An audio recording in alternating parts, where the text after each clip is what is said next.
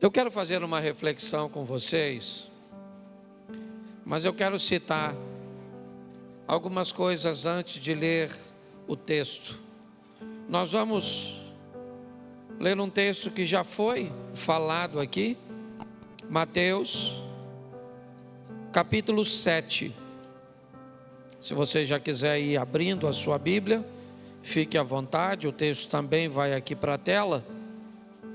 Mas eu quero, antes de ler esse texto, eu quero fazer algumas colocações.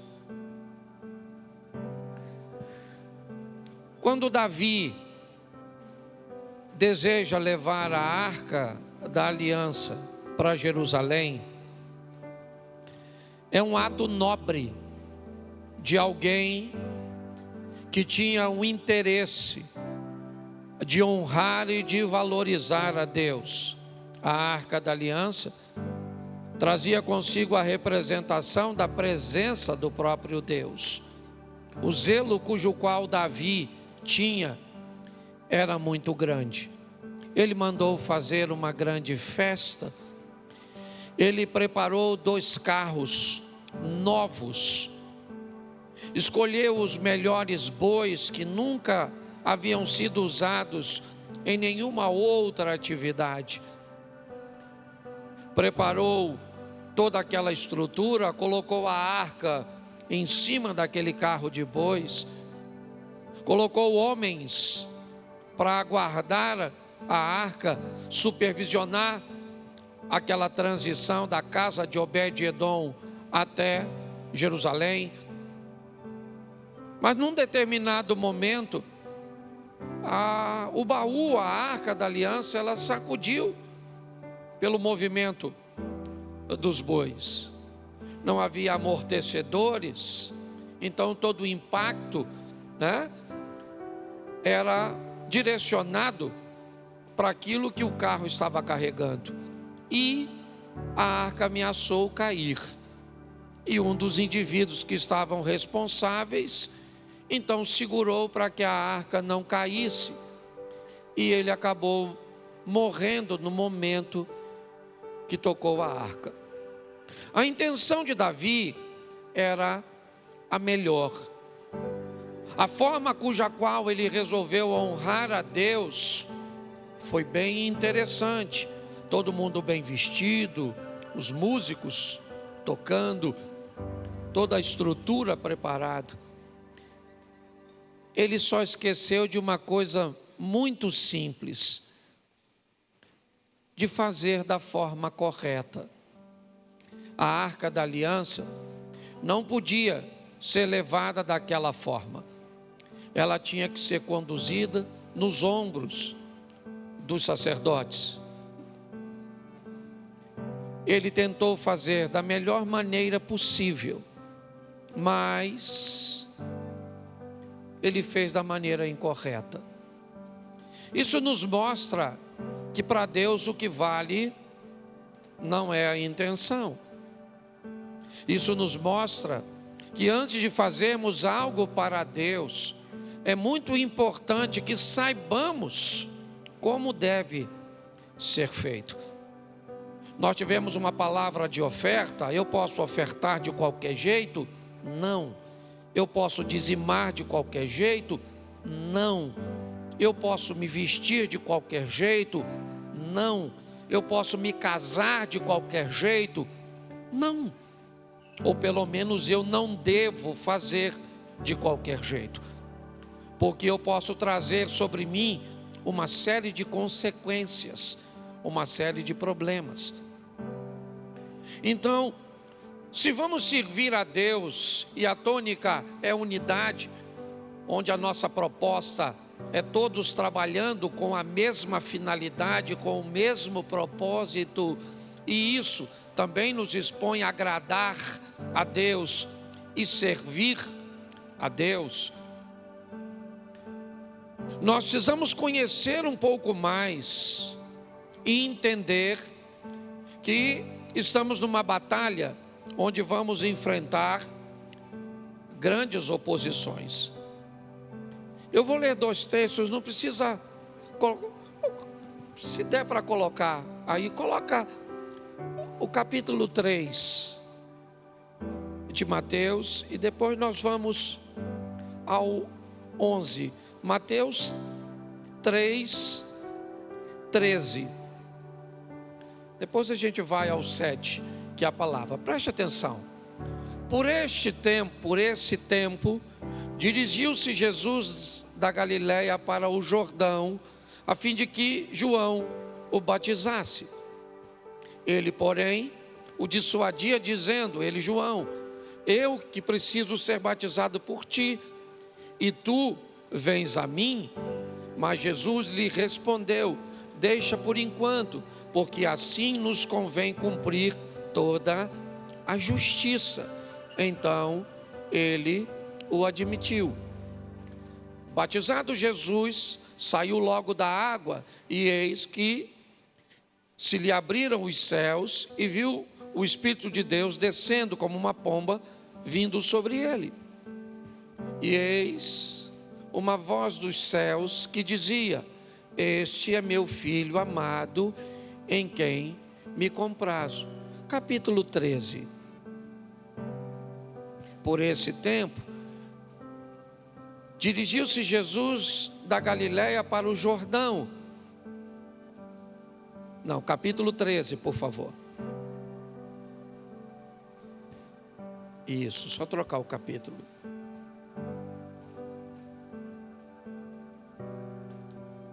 Eu preciso te mostrar isso antes. Tá, deixa eu colocar aqui.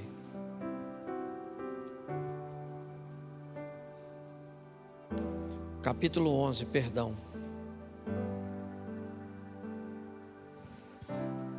Naquele mesmo dia, capítulo 11, ora, tendo acabado Jesus de dar as instruções aos seus 12 discípulos, partiu dali a ensinar e a pregar nas cidades deles. Quando João ouviu do cárcere, ou no cárcere, falar das obras de Cristo, mandou os seus discípulos perguntar-lhe: és tu aquele que estava para vir, ou havemos de esperar outro? Preste atenção em mim agora. No capítulo 3, João tem a experiência de batizar Jesus. Na experiência do batismo, um fenômeno sobrenatural acontece. Os céus se abrem, uma pomba desce, uma voz ecoa dizendo: este é o meu filho amado, em quem eu tenho prazer. Sim ou não? 8 capítulos depois, 3, certo? Para 11, 8 capítulos depois, João está preso no cárcere. O momento de João agora não é bom. Herodes vai mandar decapitá-lo. E agora, João manda perguntar algo a Jesus. E o que ele pergunta?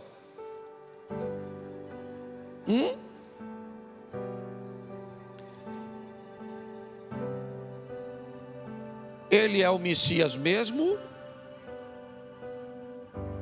Ou nós devemos esperar outro? O homem que experimentou tudo isso, a diferença de idade entre Jesus e João Batista era apenas 6 meses. Eles eram primos de 2º grau. Isabel era prima de Maria. Quando nós olhamos para isso, vemos um homem que agora não está muito certo, não está muito firme. Ele manda perguntar a Jesus, mas ele ouviu a voz, ele viu a pomba, ele teve a experiência. Mas o momento dele agora não é bom. E ele quer saber se Jesus é o Messias mesmo. porque me parece que o evangelho e a vida cristã não é para qualquer um. Me parece que a caminhada cristã não é uma prova de velocidade, é uma prova de resistência. Eu preciso estar preparado para hoje viver momentos bons e acreditar que Ele é Deus, mas amanhã viver momentos ruins e isso não mudar minha ótica a respeito dEle. Se eu estou vencendo, Ele é Deus; se eu estou perdendo, Ele é Deus; se eu estou feliz, Ele é Deus; se eu estou chorando, Ele é Deus; se o meu casamento vai muito bem, Ele é Deus; se não vai, Ele é Deus do mesmo jeito. Porque minhas perdas particulares não podem mudar a minha ótica a respeito de Deus. E eu estou falando nada mais, nada menos que de João Batista. Se ele viveu momentos assim, que dirá a nós em alguns momentos, e talvez hoje seu momento não seja bom, as coisas não estejam tão favoráveis para você. Então o evangelho é algo firme, forte, e é por isso que nós precisamos estar unidos com Deus, porque nós vamos viver muitos desafios. Eu achei bem interessante o texto lido pelo Robson, porque é nele que eu vou pregar.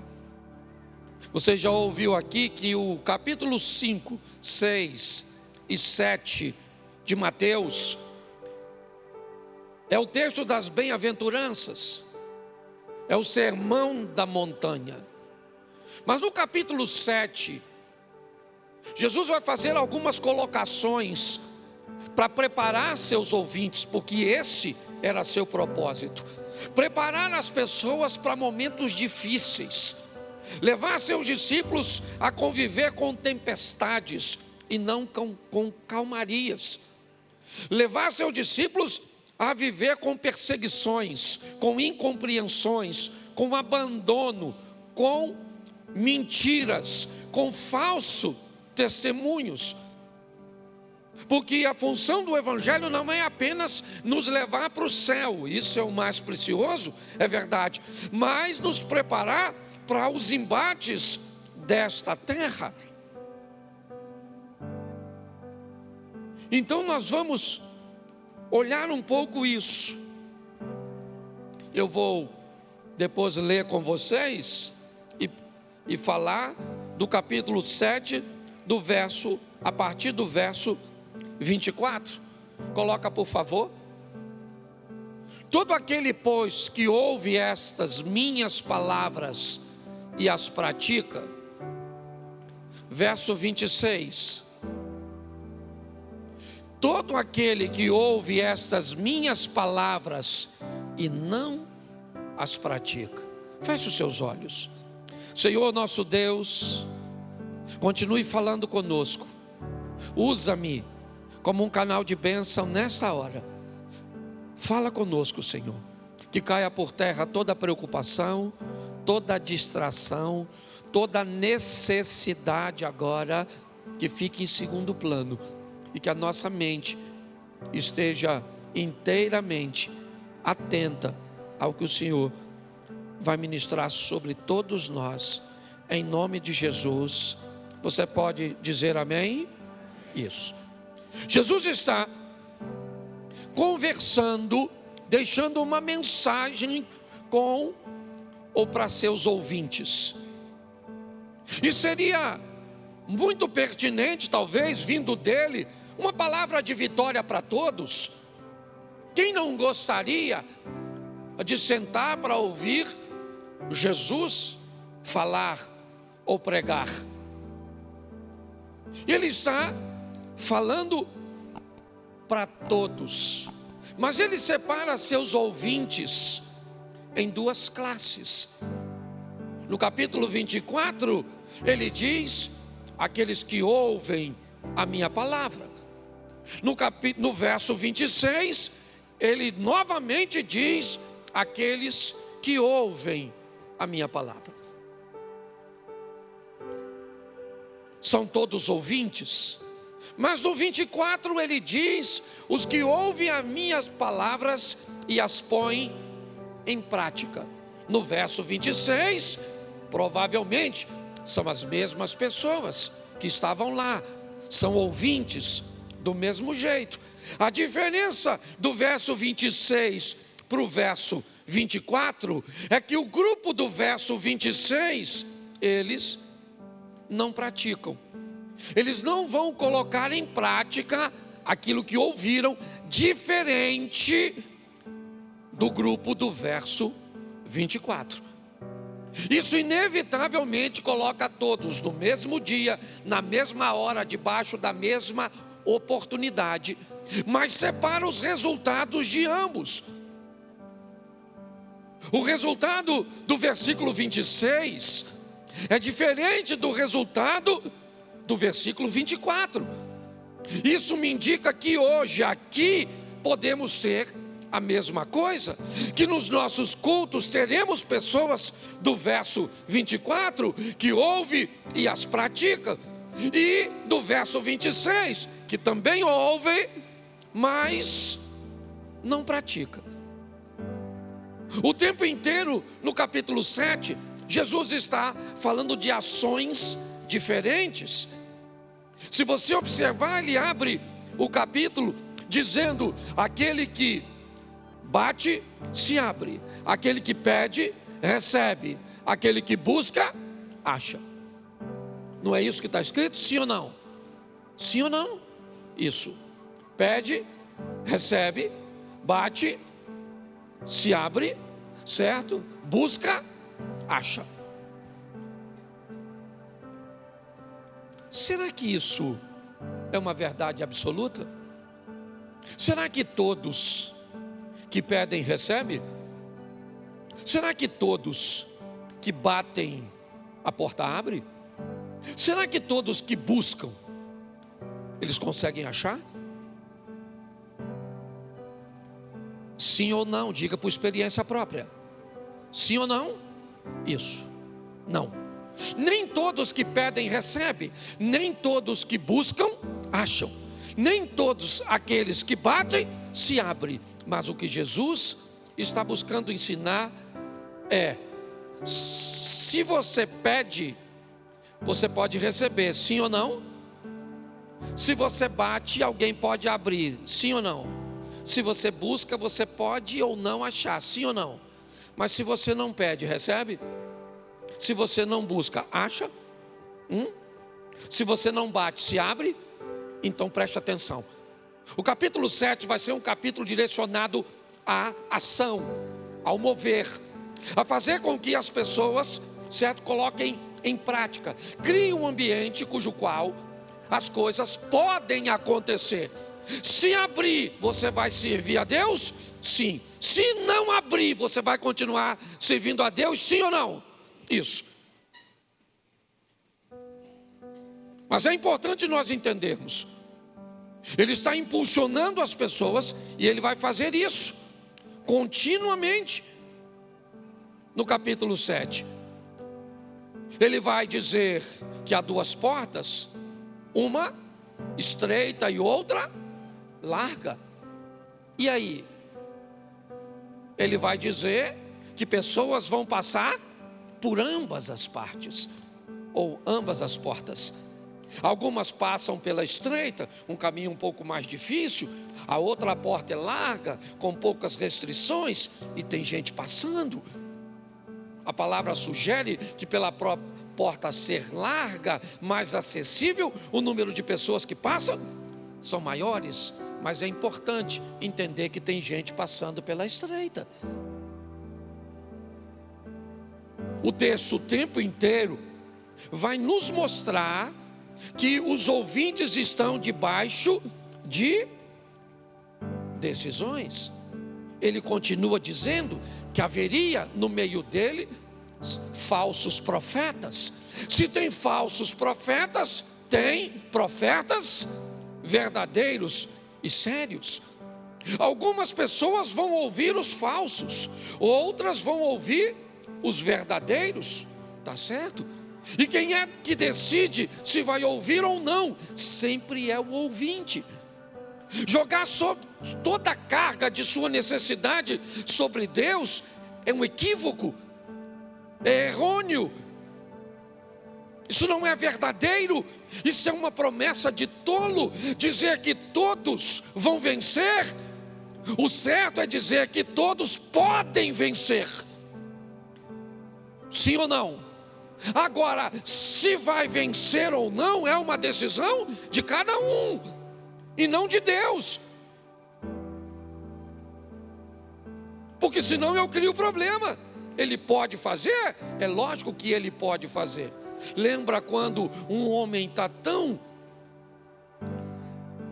cansado de experiências negativas? Ele tem um filho que desde novo fica possesso. Um menino que requer de seus pais um alto nível de atenção.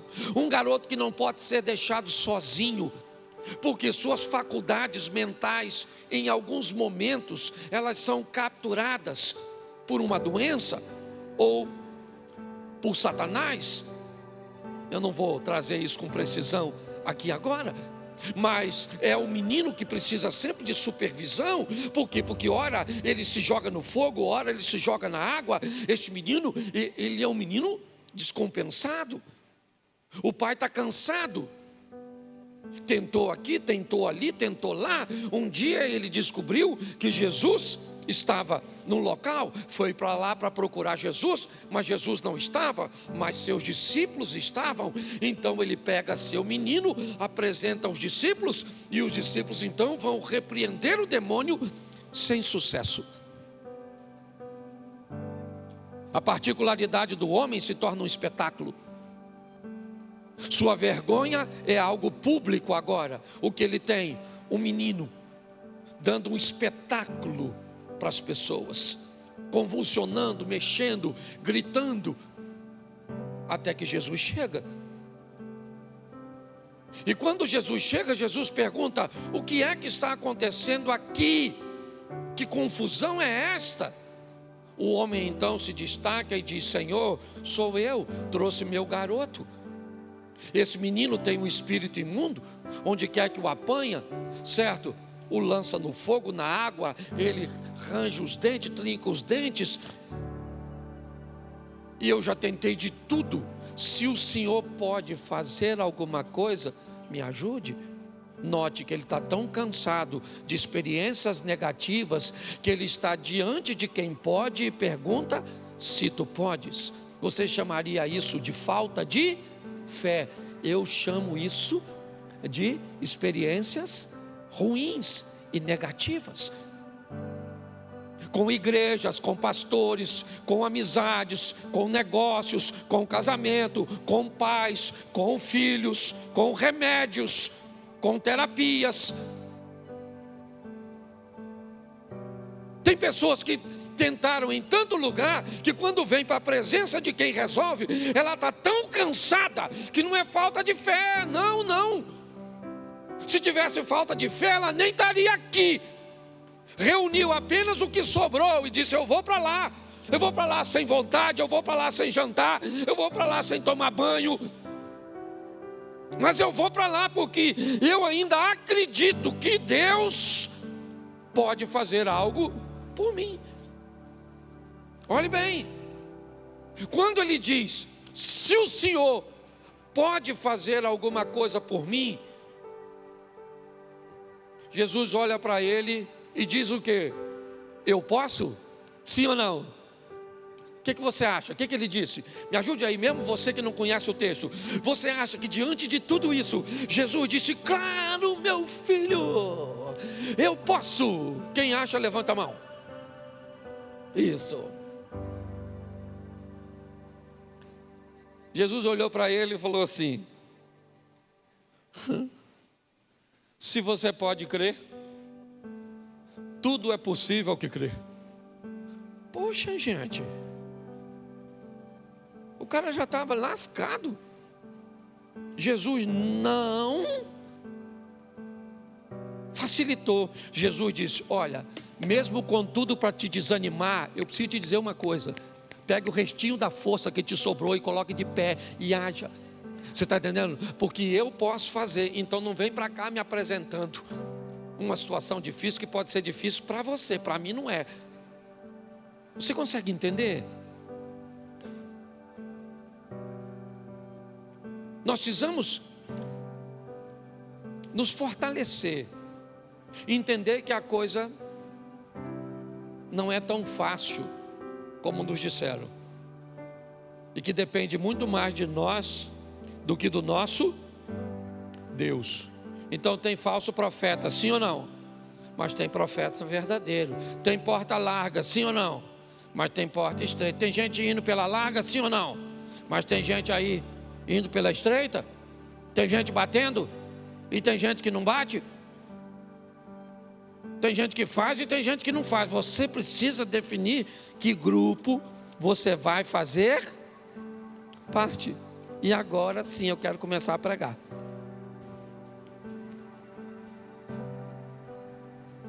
Todo aquele que ouve, volta no 24. Todo aquele que ouve essas minhas palavras e as pratica. Bom, ouviu e praticou.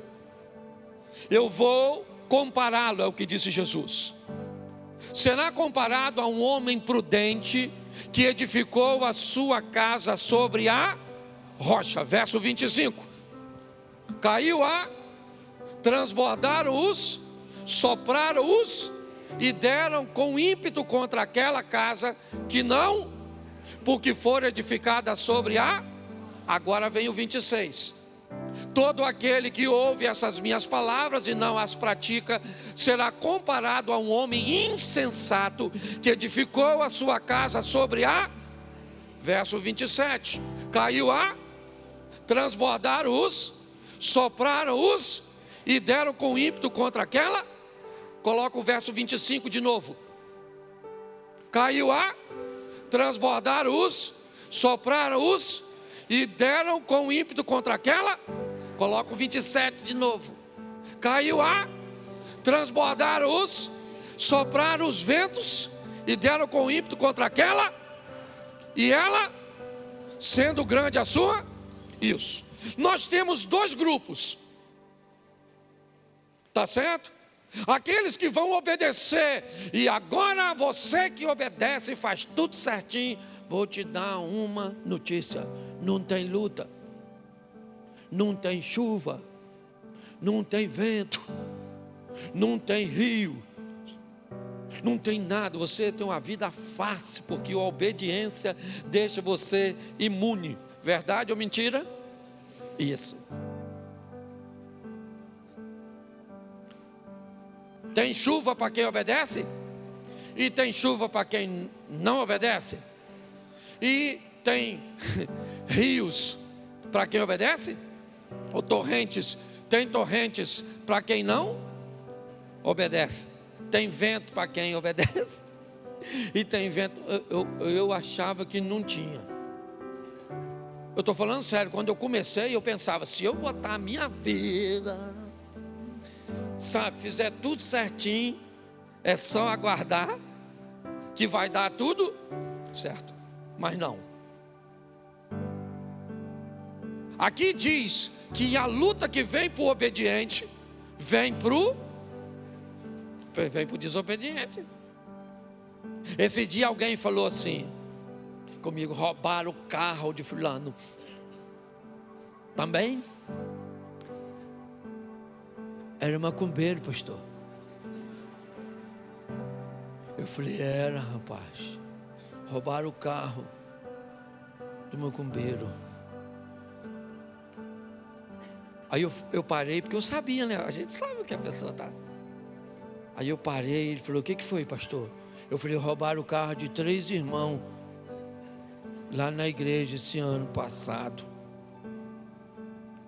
Será que eles estão na macumba? Não, porque tem gente que o desemprego só vem para quem não é crente. A crise no casamento só vem para não é crente. A doença só vem. Ô meu filho, a Bíblia diz que o sol que nasce para o justo, nasce para o injusto. O que eu aprendi nessa vida, certo? É que quando o sol está quente, meu filho, alguns podem usar Ray-Ban. É só isso. Mas o sol vem para todo mundo. Então a dificuldade é para todos. A diferença é que tipo de relacionamento eu tenho com Deus. Ele é sobre rocha. Então se ele é sobre rocha, ele está firme, vai ventar, as torrentes vão vir, as chuvas vão vir, mas eu vou ficar de... Isso aí. Você vai brigar no seu casamento, você vai ter vontade de matar sua mulher, você vai ter vontade de matar seu marido, você vai falar que essa praga que eu casei com essa pet, com essa mulher, essa sogra minha parece que vem direto com a vassoura dos infernos, do quinto, do quarto, sei lá de onde, qual é a categoria. Aí você fala, um dia ela vai morrer, Senhor, eu sei, e sem a minha ajuda, mas eu não vou até o fim, certo? Não, é verdade. Tem dia que dá vontade de você fazer tanta coisa. Tem dia que dá vontade de você desistir mesmo não tendo nada. A vida é engraçada. Entende? Porque é assim que funciona. Você é gente. E pode orar, botar o joelho, a boca no chão, a língua no pó. Pode botar tudo que a luta vai vir para tu.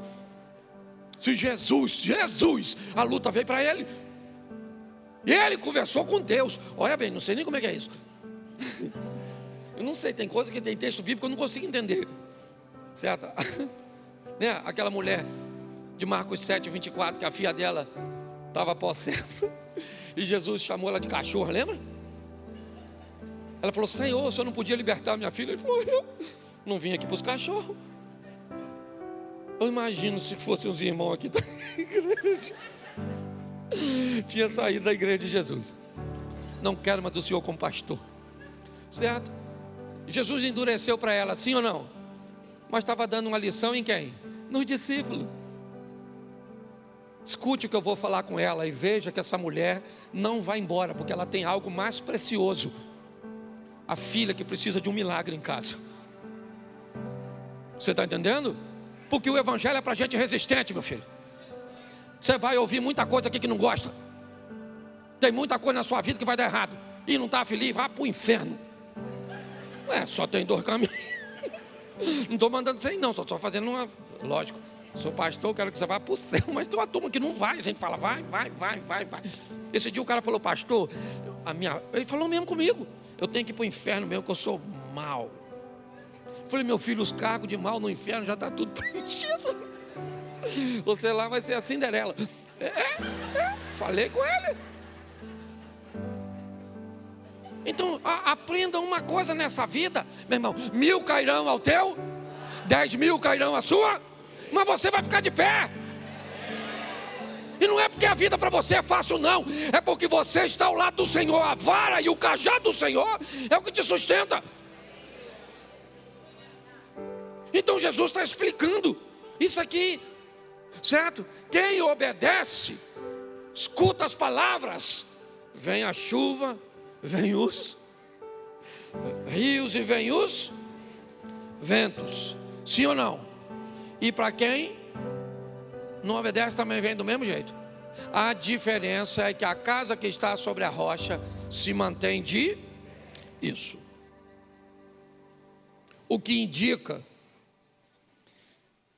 que na luta a diferença não está no inimigo, mas sim na estrutura do indivíduo que está batalhando, que está pelejando. Entendeu? Então o diabo ele vai usar as armas dele, certo? E se tem uma coisa que o diabo sabe fazer é trabalhar. Trabalha bem. Só que eu comecei a me perguntar, que rocha era essa? Aliás, alguém sabe me dizer o que é a areia? Quando as ondas batem nas rochas, elas tiram das rochas fragmentos. Esses fragmentos minúsculos de rocha formam o que? Isso. Então preste atenção, quem vai construir sobre o mesmo material. A fé. A diferença é que a fé é sólida, para alguns firme, estruturada, e para outros nem tanto. Ela é fragmentada. Dizer que você está aqui e não tem fé, eu estaria brincando com você. Não pode, todo mundo que está aqui tem fé. A densidade dessa fé que você tem é que talvez não seja tão firme para você parar de fumar, para você parar de beber, para você parar de se prostituir, para você parar de mentir. Talvez a sua fé, a fé que você tenha, ela não seja tão, densa ou intensa, a ponto de que você consiga resultados mais satisfatórios. E pelo que eu entendi, aqui, isso depende muito mais de nós do que de Deus. Porque no que depender de Deus eu não vou ganhar. No que depender de Deus eu já ganhei. Amém? Isso. Agora, isso depende de mim. É assim que funciona. Eu não consigo mudar meu comportamento, eu não consigo esquecer isso, eu não consigo esquecer aquilo. Então eu preciso entender que nós estamos nessa batalha. E se eu quero vencer, eu preciso me fortalecer.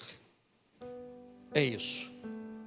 Então a primeira coisa que eu preciso fazer é me preparar para os momentos difíceis, desafiadores, que é onde normalmente é o campo onde Satanás vai usar com mais força para tentar afetar a nossa fé. Então tudo aquilo que eu vou fazer, eu preciso construir em solo firme. Eu vou destacar algumas coisas para vocês aqui que eu considero importante em todos os relacionamentos. Número 1, quer criar um ambiente para construir em cima de uma rocha? Crie um alinhamento de expectativas. Repita comigo: alinhamento de expectativas. Isso. Eu preciso alinhar minhas expectativas. Quais são as minhas expectativas para com Deus? Desalinhada, todas as expectativas não correspondidas têm tendência a gerar algum tipo de frustração. Se você não faz um alinhamento de expectativas com Deus, você pode entrar para a igreja e não conseguir ficar muito tempo, porque suas expectativas não estão alinhadas. Monte uma sociedade sem um alinhamento de expectativa. O que você quer desse negócio? Quanto você quer desse negócio? Qual tempo você precisa para tirar o que você criou a expectativa? Esse relacionamento de namoro seu, você faz um alinhamento de expectativas? Se você não fizer um alinhamento de expectativas, você está construindo estrutura sobre areia. Não tem base para sustentar os desafios. Você está nesse negócio há quanto tempo? Cara, eu estou nesse negócio há 1 ano e meio. Quanto você botou nesse negócio? Eu botei R$1 milhão. Quanto você tirou nesse 1 ano e meio? Cara, eu não tirei nada. Cara, mas esse negócio está dando errado. Não, está tudo sob controle. Porque eu, certo? Já tinha previsto que só vou conseguir tirar alguma coisa no 3º ano. No 2º ano. Quando a sua expectativa está alinhada, você consegue entender isso? Você se priva de viver um ambiente de frustração. mas você não fez nenhum alinhamento de eu entrei para a igreja e achei que assim que eu entrasse, eu ia ter uma intimidade com o pastor Cláudio, eu achei que eu ia participar dos ministérios, eu achei que a igreja ia cuidar de mim, fazer isso, aquilo outro. A igreja nunca disse que faria, mas você tinha a expectativa de se casar e que seu casamento ia ser desse jeito, que seu marido ia ser desse jeito, que sua esposa ia ser desse jeito, e aí ela não foi. Você imaginou que a sua vida com filhos seria desse jeito e não foi, e você imaginou que ia trabalhar em tal lugar. Tá bom, mas você não foi capaz de fazer um alinhamento de expectativas. Isso é extremamente ruim. Então eu preciso, se eu quero construir algo, eu faço um alinhamento de expectativa. É isso. Eu vou viajar, então eu tenho um alinhamento de expectativas. O que eu vou tirar de prazer dessa viagem? Como é que as coisas vão ser? Pronto. Por pior que seja a situação, certo? Eu fiz um alinhamento de expectativas. Segunda coisa, se você quer construir algo, repita comigo: conflitos de interesses. Isso. Só tem um tempo, e às vezes tem mais de uma pessoa. Duas pessoas querem a mesma coisa no mesmo tempo. Isso não vai funcionar. Eu preciso aprender e criar, uma estrutura para lidar com os conflitos de interesses. Os meus interesses são os mesmos interesses de Deus? Sim ou não? Nem sempre. Os meus interesses são sempre os interesses do meu cônjuge? Não, nem sempre. Os meus interesses são sempre os interesses dos membros da igreja? Nem sempre. Os meus interesses são os mesmos interesses dos meus vizinhos? Nem sempre. Então, como é que eu sobrevivo a um conflito de interesses? Se eu não aprender a lidar com isso, eu vou ter sérios problemas. Eu não vou ter amigos, eu não vou me dar bem com vizinhos, eu não vou me dar bem com amigos de trabalho, eu não vou me dar bem com meus filhos, com meus parentes, eu não vou me dar bem com ninguém, porque eu não sei lidar com conflitos de interesses. Eu quero viver bem e ter uma estrutura firme. Aprenda a lidar com resíduos, gestão de resíduos. Tudo aquilo que eu faço, tudo aquilo que me acontece, deixa resíduos bons ou ruins na minha vida. Eu tenho muitos resíduos, sabe? De 10, 15, 20, 30, 40 anos. Resíduos que não são orgânicos, que volta e meia eles saltam novamente. Eu tenho que lidar com lembranças de abandono, lembranças de rejeição, lembranças de traição, lembrança de vergonha, de humilhação. Eu tenho que lidar com isso. São resíduos. Alguns resíduos, eles são orgânicos, biodegradáveis. Basta deixar uma semana, 2, um mês, 2, eles vão desaparecer, eles somem, certo? Com a ação do tempo. Outros não. Não é assim que funciona. Jogue a água dessa garrafa no chão e é só uma questão de tempo até ela desaparecer, ou por ser sugada pela terra, ou por virar vapor. Mas a garrafa não. Ela vai ficar ali provavelmente, 10 anos? 15, 20 anos? Certo? Se você não aprender a lidar com seus resíduos de seus casamentos anteriores, resíduo daquilo que alguém fez com você publicamente e te humilhou na frente de todo mundo, resíduo do que uma outra igreja fez, do que um outro pastor fez, resíduo de que algo aconteceu com você, eu não sei. Mas se você quer viver uma vida firme, descubra que tudo que você vive deixa em você resíduos, e alguns são bem desagradáveis e ruins, que podem se manifestar com comportamentos que você odeia, mas não consegue controlar. Por quê? Porque não sabe gerir resíduos. Jesus não tinha problema com isso. Ele sabia que Judas ia o trair. Nem por isso o proibiu de sentar à mesa, o baniu de sentar numa posição de honra. E Jesus chama Judas de amigo e chama Pedro de Satanás. Jesus morava na casa da sogra de Pedro em Cafarnaum e chamou Pedro de Satanás.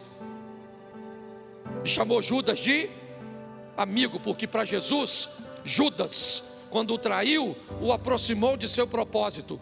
Pedro, quando o repreendeu, o afastou de seu propósito. E Jesus está dizendo: todo aquele que me aproxima do meu propósito não é meu inimigo, é meu amigo, mesmo que não me faça coisas aparentemente muito boas.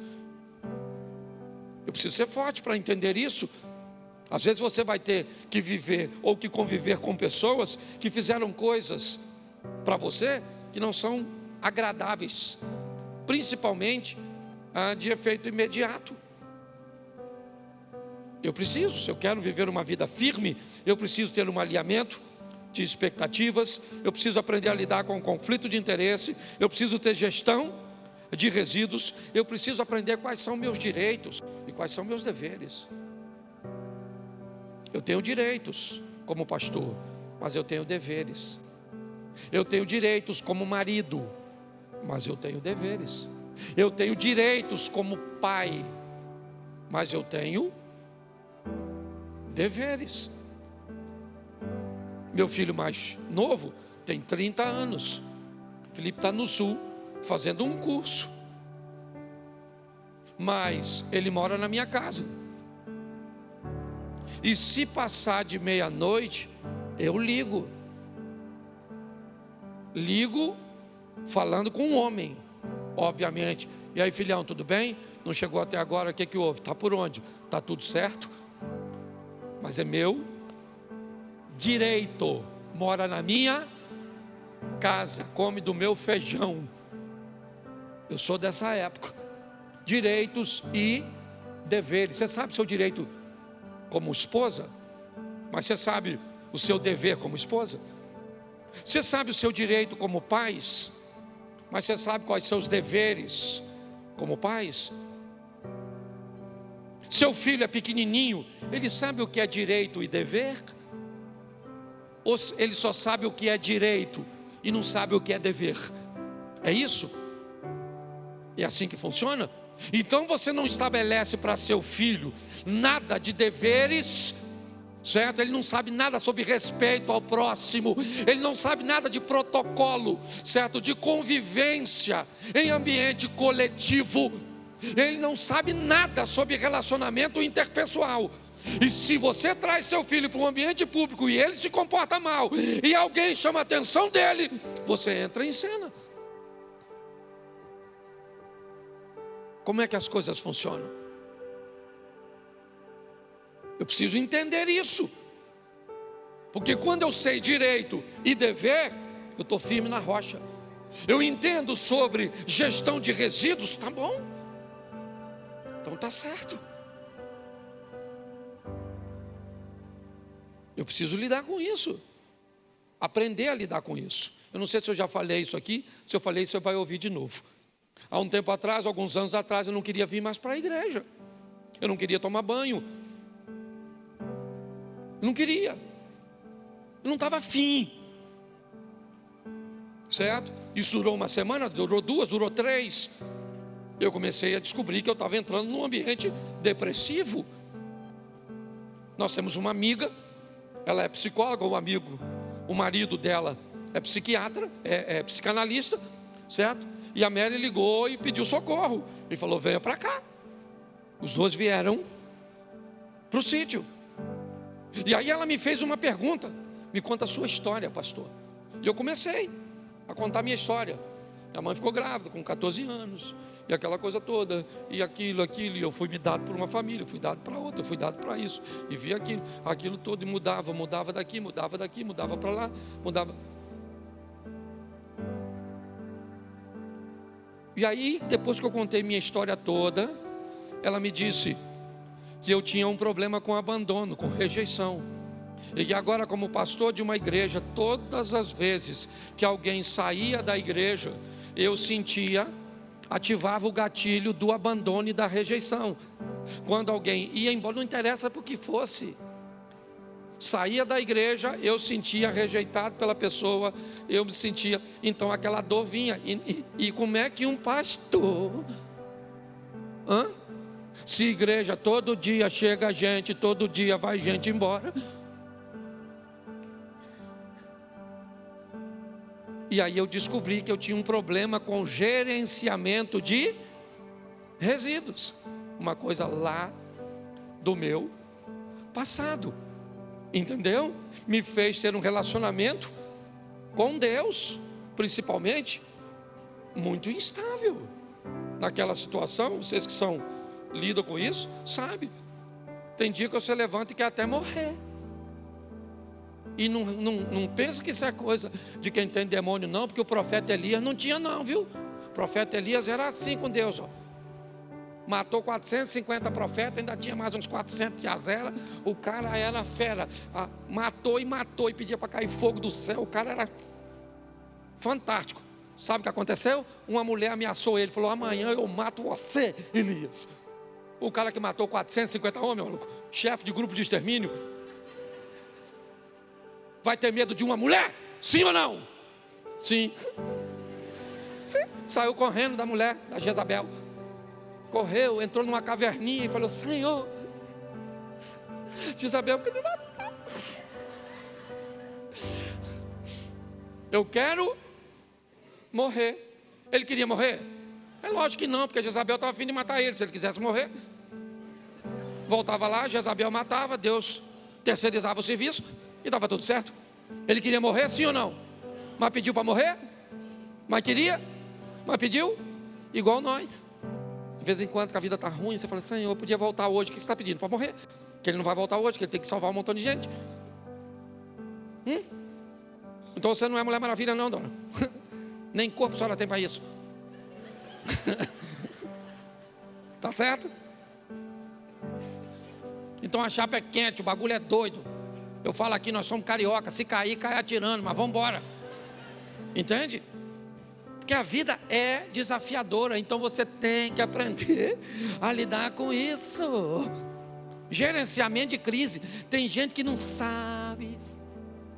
Eu sou da geração X, né? Que agora tem letrinha para botar na geração. Então eu sou da geração dos anos, né? A turma dos 80 e alguma coisa ali, que nasceu, é chamada geração X. Aquela que nasceu pro pau. Eu não é mente, olhar de ardia. Quem aqui furou o pré com prego? É isso aí, tudo tem mais de 30 e pouco. É isso aí, hoje prego não fura mais. Não fura mais. Você já viu hoje alguém com tétano? Não tem mais, metiolate não arde. Não tem mais nada, não tem.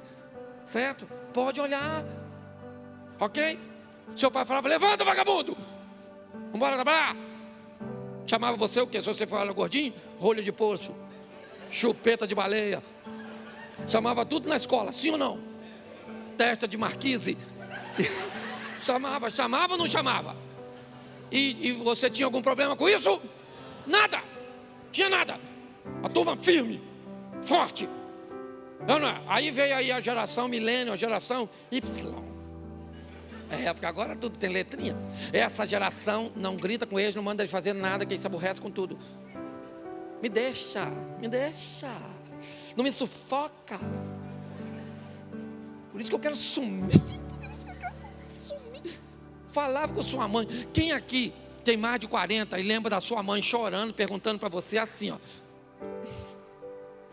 se me ama? Você lembra da sua mãe falando isso para você? Sua mãe falava: se você me ama, eu não quero saber. Você que me respeita, que eu desço o cacete em você. Chamava o conselho tutelar, ela falava: eu bato no conselho tutelar, no Alexandre de Moraes, no Maduro, no Verde, eu bato em todo mundo, no líder do Hamas. Para pensar. E nós somos pastor, estamos vivendo com essa turma toda. Esse grupo aí, eles, se você pressionar, eles não faz. E se você não pressionar, aí é que não faz mesmo. Aí é que não faz mesmo. Mas tem uma pior, que é essa tal de Z. Pastor, o que é isso? Isso aí é gelatina. Eu não sei nem o que são. Aí como é que vai ser crente? Não pode levar um fora de uma menina.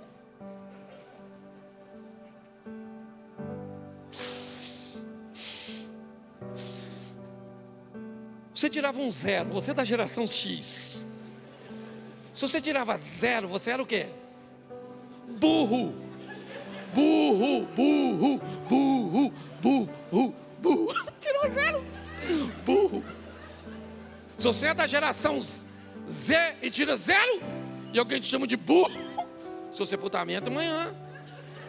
Morreu. Nossa.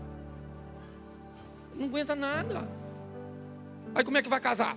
Como é que uma pessoa dessa, não sei como é que não casa, você da Z, não casa, porque casamento é para gente forte, casamento é até o outro morrer e vai demorar, porque a expectativa de vida do brasileiro aumentou.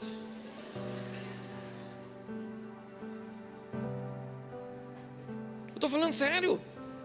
Um povo fraco, não pode falar nada, não pode nada, não pode nada. Agora maratona, vai ter que ter uma pessoa fortinha, gordinha, correndo maratona. Eu fico pensando o que os quenianos vão fazer da vida, que a única coisa que eles sabem é correr.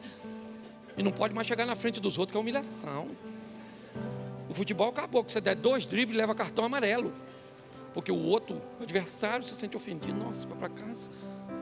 Pelo amor de Deus. Então se a gente não fizer alguma coisa, esse povo vai para o inferno. E tem lugar, hein? Jesus disse, na casa do meu pai tem muitas moradas, e no inferno também tem uns barraquinhos. Não é morada não, é uns barracos. Você está rindo, mas o assunto é difícil. Então nós temos que preparar a pessoa forte. Cadê o Satanás? Tem gente que diz assim, pastor, não vou nem mais naquela igreja, porque o pastor fica falando no nome do diabo, que o diabo vem. Menino, não precisa chamar não, ele vem, não precisa chamar mesmo. Que ele é sem educação. Vem na sua sogra, vem nos seus filhos. Eles vêm tudo.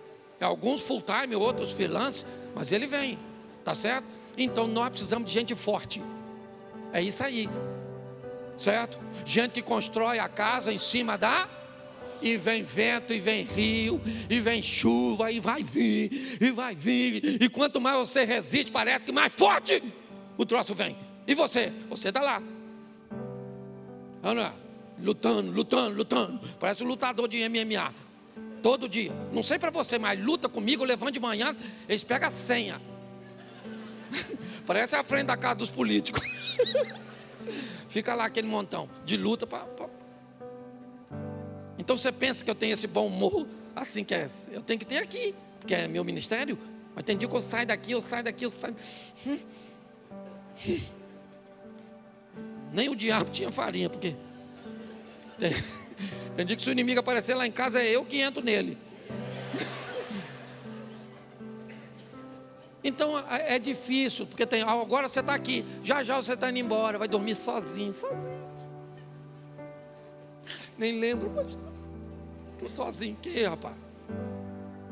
Feche seus olhos e fala, Senhor está aqui comigo, certo? E eu estou firme, e um dia eu vou estar com o Senhor na glória, certo? E eu vou lutar, vou ouvir e colocar em prática.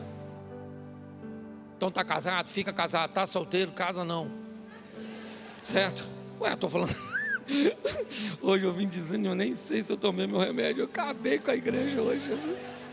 Você que está visitando, não repara não, viu? Mas gente, um povo muito mole.